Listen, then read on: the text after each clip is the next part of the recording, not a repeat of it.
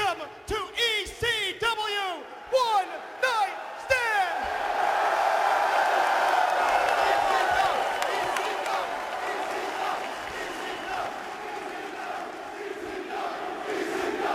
And now, thanks to the magic of live television, I'm gonna show the whole world why for 7 years in ECW, I was the unscripted, uncensored, loose cannon of commentary. 6 months ago, WWE called me.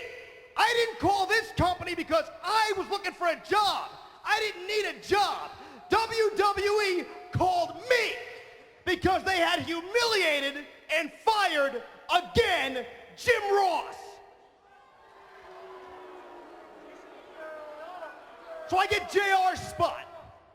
And from week one, week after week, I've got an ongoing lecture about the differences in professional wrestling and sports entertainment. I'm not allowed to say pro wrestling. I'm not allowed to say wrestler.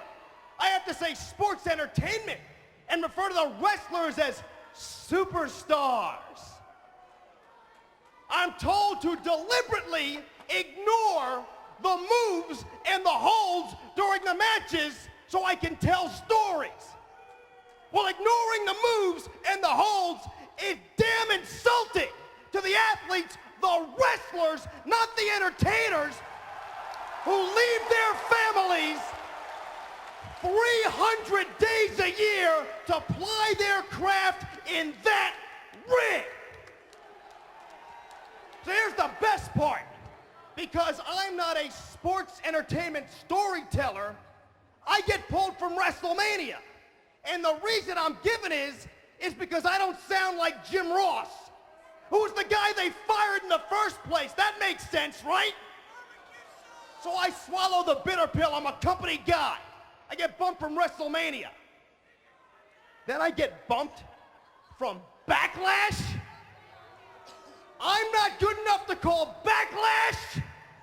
In ECW, I called live pay-per-views on my own.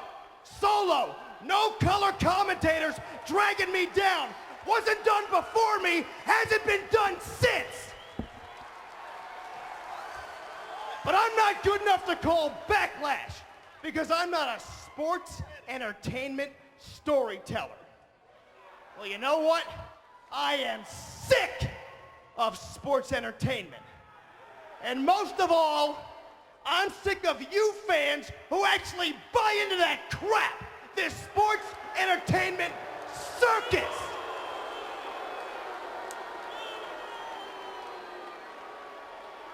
I never needed this job, and I don't want this job anymore.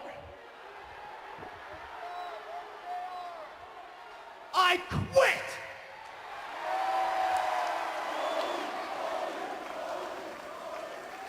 And I was gonna take the high road and just say thank you and leave. Don't take the high road, Paul.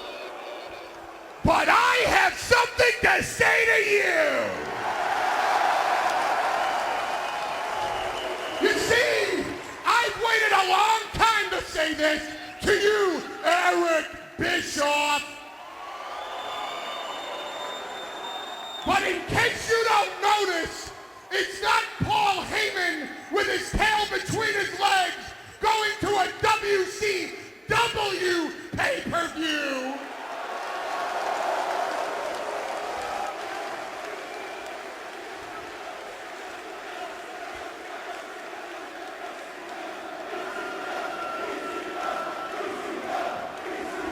Oh, wait a minute. Hide your wives, it's Edge.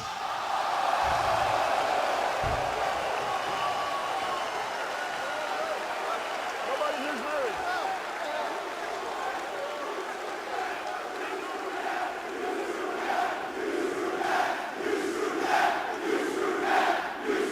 No, Edge, I know know nobody with a written promo has the balls to say this to you, but I have 2 words for you. Matt freaking Hardy!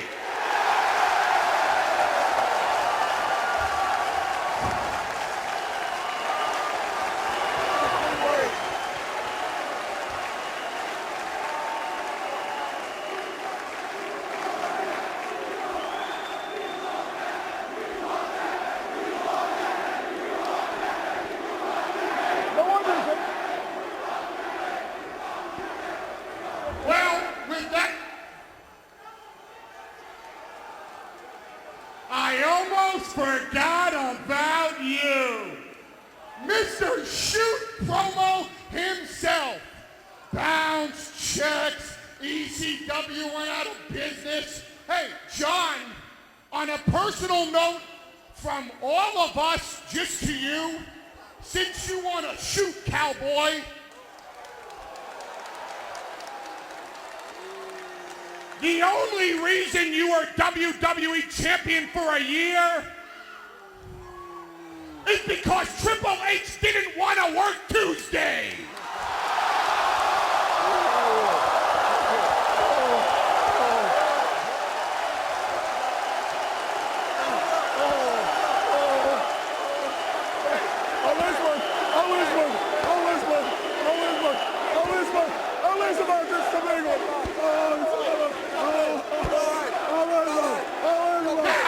One more time for old time's sake. Right there so the whole world can see us. This ain't WCW. This ain't Monday Night Raw. This ain't Smackdown. This ain't even WWE. This, my friends, is ECW.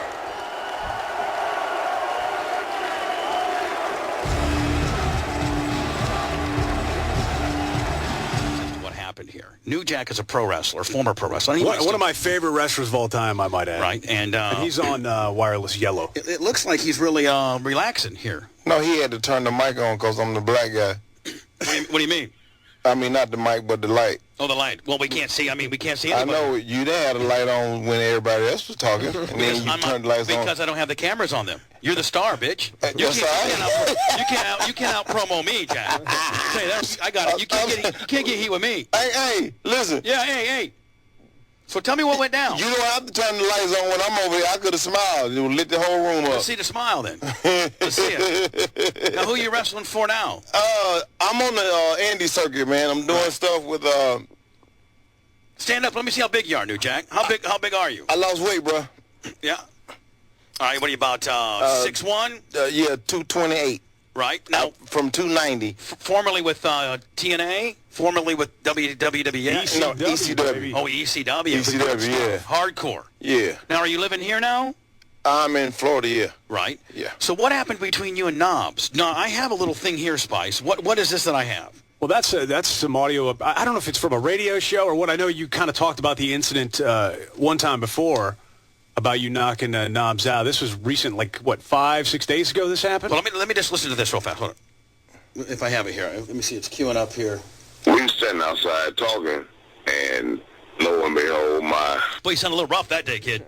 Yeah, I was tired. Buddy, the wrestling machine, fat-ass Brian Knobs walks up with this ugly little woman strapped to his arm, and he introduced her as his wife, and these 2 other little... Tony, his wife, lovely Tony. Whatever, that's his problem. Like marks or whatever. And just out of nowhere... Now, where did this happen, New Jack? Where did this incident between you and Brian happen? Gasoline Alley. All right, so here locally. Yeah. Okay. He said, well, this is Martin Luther King's Day. I'm like, okay. I went in the locker room. Knobs comes in the locker room, and he starts to give this pathetic speech about, how it brought a tear to his eye. He seen guys trying to come up, and, he watching the show, and all these guys got potential, and one day they would grow up to be, Now, are you guys at an independent show at this point? Where at? Here in town? Right, Okay, right. so you guys Definitely they run like every Tuesday night. Right, so you guys are an independent show. Right. And he tries to roll up and be like, Mr. Know-It-all and tries to tell people who has potential and who doesn't. Yeah, and he comes in, he's like, you can be a name like me one day, and you're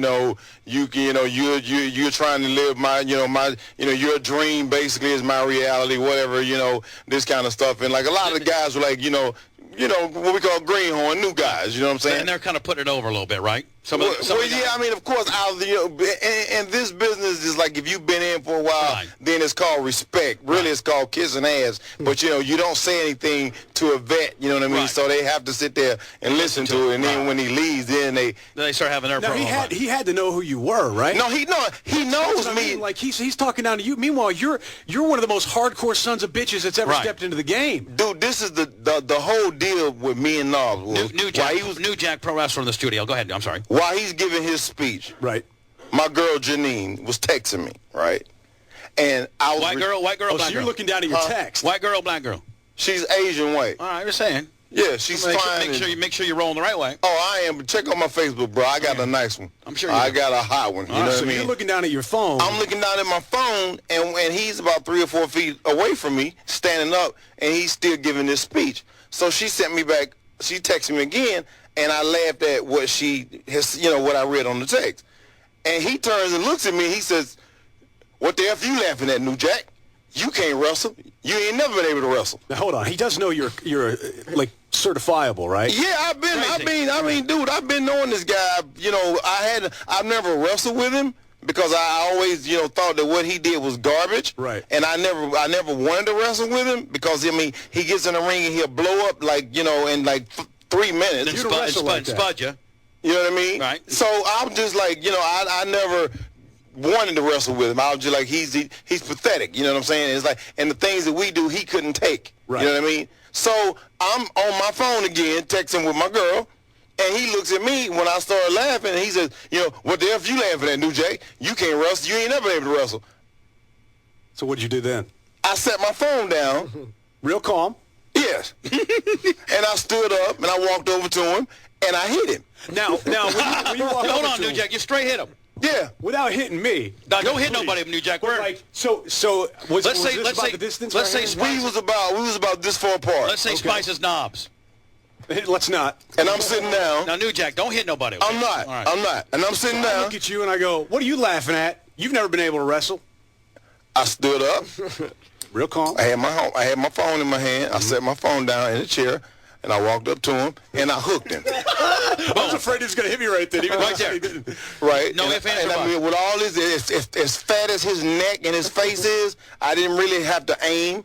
I just swung, and I hit him, and he fell back, and the wall caught him. Now, what was everybody else doing in the room? Did What were the boys doing? Yeah, what did they do? Well, one of the guys that really didn't like him, he said, "Let him go." He wouldn't let anybody break it up. Right. So did you so pop on top of him afterwards? One of the boys said, "Let it be," like the Vader kind of deal back at WCW. Right. He was like, this wasn't just like one hook. I mean, you hit him and then you came at it. I hit him and I went in. So you hit him, you hooked him, then continued. Right. So one of the boys, a veteran, he's been in the business longer than most of the guys. He says, "Let him go." Let him go.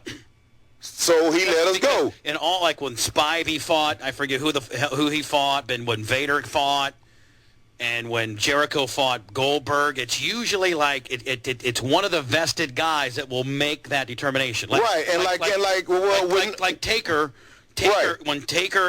when Jericho hooked Goldberg, stretched him, Taker said, and that's the end-all be-all, let him go. Right. Now, if it was not appropriate, Taker would have said, break it up. Right. And the boys would have broke it up. Right, and like a woman, he dropped his head, and he laid there for a minute, and I kneed him in the head about 3 or 4 good times, right. And I tried to stand him up. So when they pulled us, they didn't pull us apart. They pulled me off and helped him up. Right.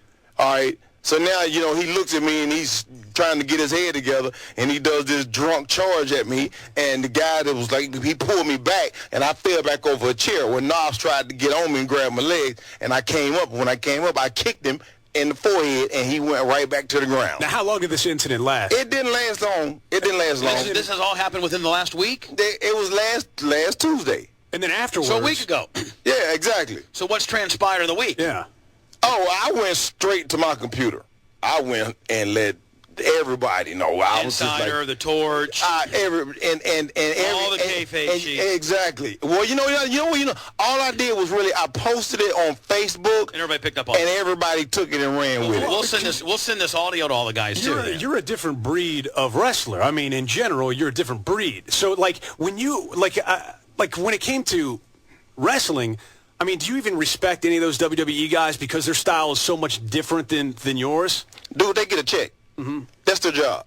What they do, as long as they getting paid every week, God bless them. New Jack, former wrestler from ECW, now works in Independent. You know what I'm saying? Right. Yeah, just gotten a big hook out with Brian. Now, what do you think about a guy like let's say a legend like a Hulk Hogan, right? While he's legendary, do you think he's technically a good wrestler, or do you look at that guy and go, whatever, I'm not impressed? Honestly, if Hogan will be the first one to tell you he's the best worker in the world. Let me tell you something. With Hogan, I'll tell you what I told somebody one time when they asked me about Hogan. They said, what do you think about Hogan? I said, anybody that can come to the ring, cut a promo, and do a leg drop and make as much money as he's made, right. I said, I ain't got nothing bad to say about him. I said, God bless him. Hogan will be the first to tell you that he's not a high spot wrestler, that he's a... You know what I'm saying? I've never had anything bad to say about the guy, because I'm like, if my job could have been that simple, but see, I had to go and dive off stuff 30 and 40 feet to get my name out there. Hogan didn't do nothing but cut a promo and drop a leg and dye his hair blonde, and he got paid for it. Right. So, God bless him. So let's take a guy like that, maybe somebody else like a Knobs, because Knobs obviously didn't have the star power of a Hogan. Wasn't a high flyer, obviously. So have you never had respect for a guy like Knobs? Knobs is known for kissing the ass. Okay. But now hold on, let me just correct you though, New Jack. Like Sags though, Jerry Sags, his partner, he's a hell of a worker. Sags can work. I know Sags can work, but Knobs can't. Well, I'm just saying. And Knobs just happened to be at the right place at the right time, and he know the right people. Because Sags, I mean, Sags is the real deal. I mean, Sags shoot style is pretty tough. Dude, let me tell you something. Okay. So I just want to make sure that you understand that, I understand the business. You know what I'm saying? Right. Now, I mean, my life has not always been based around wrestling. You know what I mean? Right. I had a little tour through prison, which I wasn't proud of, but I went. Just a little tour. Just a little, almost 3 years tour. Right. You know what I mean? And then, believe it or not, I came from that, and I've been a certified bounty hunter since 1985. Right. My question you know what I'm saying? How come you never got into MMA? Yeah. Because MMA came too late for me in age. Dude, I'll be 50. You're 50? On my next birthday. Man, black guys age good. I know. Look at you. You're 50. Honestly, God, you're 50? I'm 40. I'm 49. My next birthday, I'll be 50. Really? Great. I swear to God. You look great. You know what I mean? Yeah. So MMA came too late for me. So if MMA had come along earlier, you would definitely with no doubt. In a heartbeat. No doubt. You know what I mean? But I mean, I didn't start wrestling until I was like 29. Now I got a feeling Bubba's dialing somebody up. I'm going to see if Knobs will answer the phone. Oh. Ooh. Yeah, let's see if we can get Knobs to answer the phone. New Jack's getting jacked up now on this deal. No. I got to tell you, I'm scared even standing next to the guy. Oh, he's... Hey, I'm not in right now, but if you leave a name and number at the sound of the leave a beep, message I for will New get Jack? back with you. Thank you very much. The mailbox is full and cannot accept any messages at... Brian Knobs, trying to get a hold of you, buddy, to talk about what happened a week ago at Gasoline Alley. We got New Jack in the studio.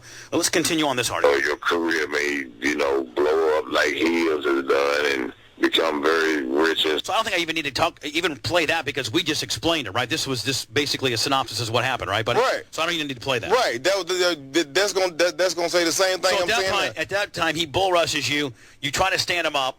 Right now, you get a couple more, 3 or 4 licks. You Actually, I fell back. I fell backwards, and I mean, I'm not blaming the chair, but it was a chair behind me, Right. and I tripped back over the chair. Well, I mean, he was blowed up, and I knew he was. Right. So I got out from under him, and I came up and I kicked him, and right in the forehead, and he went right back to the ground. And then that's when Cuban